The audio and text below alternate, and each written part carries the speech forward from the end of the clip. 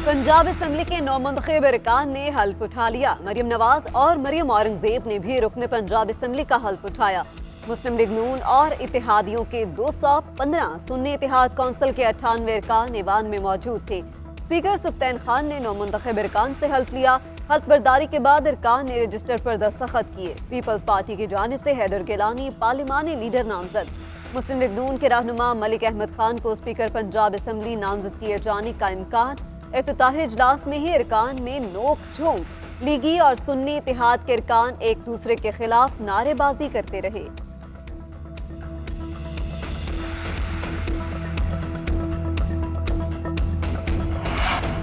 Punjab assembly को नया speaker कल मिलेगा। स्पीकर और डेप्यूटी स्पीकर के इंतखाब का शेड्यूल जारी। सेक्रेटरी असम्बली के मुताबिक कागजात नामजदगी आज जमा कराए जाएंगे। 5:20 पर जांच पड़ताल मुकम्मल होगी। कल खुफिया राय शुमारी के लिए स्पीकर का इंतखाब किया जाएगा।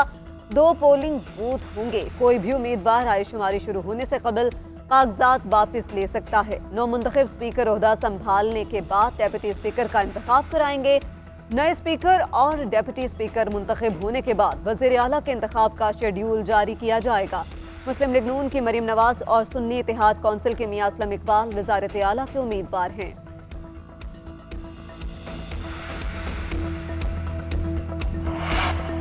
पंजाब को तरक्की की राह पर फिर से गामजन करेंगे। अल्लाह करे पंजाब के लिए खिदमत का नया दौर शुरू हो। महंगाई का खात्मा करके अवाम को रिलीफ देंगे। मरियम नवाज की गुफ्तगू। ऐवान की आमद पर लीगी अरकान की नारेबाजी, नशिस्त पर आकर मुबारकबाद की।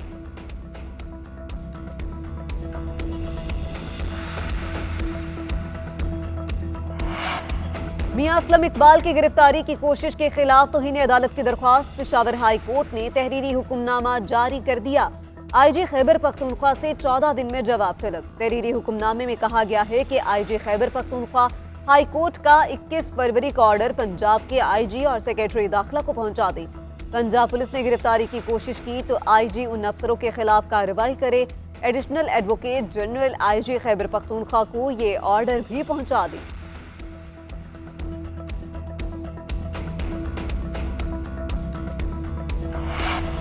सिंध के वजीर आला के लिए मुराद अली शाह का नाम फाइनल। जराये के मुताबिक पार्टी क़यादत ने आगाह कर दिया। मुराद अली शाह तीसरी मरतबा वज़ारत आला के मनसब का हल्फ उठाएंगे। स्पीकर के लिए आगा सिराज दुरानी, निसार खोड़ू और ज़ियाउल जार के नाम सामने आ गए। हल्फ बर्दारी के लिए तमाम 9 मुंतखब अरकान को कल तलब कर लिया गया। सिंध असम्बली का इजलास कल सुबह 11 बजे होगा। स्पीकर सिंध असम्बली आगा सिराज दुरानी, 9 मुंतखब अरकान सिंध असम्बली से हल्फ लेंगे। स्पीकर और डेप्यूटी स्पीकर का इंतखाब होगा।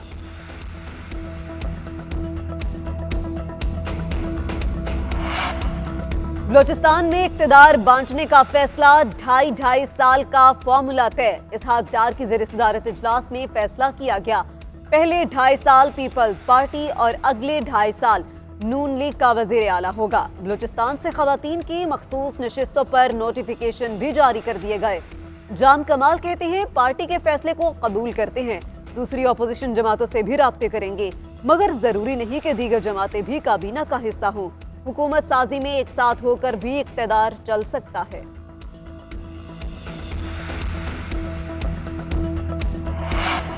Chairman peoples party Bilawal Bhutto का NA 196 कंबर शहदाद कोट वाली नशिस्त छोड़ने का फैसला।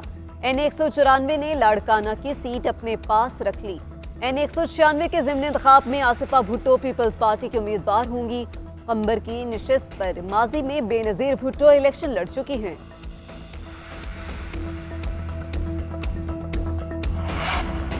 मखसूस सियासी जमात की बानी का मुल्क मुखालिफ एजेंडा एक बार फिर बेनकाब।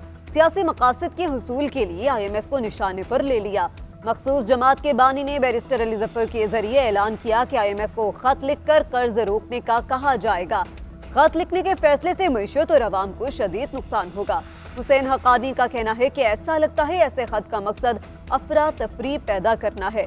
फरूख सलीम ने कहा कि बानी PTI का इंतखाब बाकी छानबीन का खत IMF के दायरा कार से बाहर है। इसका मकसद किसी भी कीमत पर ताकत हासिल करना है। माइकल कोगलमैन का कहना है कि यह ख्याल इंतहाई खौफनाक है। कर्ज ना मिलना मईशत के लिए तबाहकुन होगा।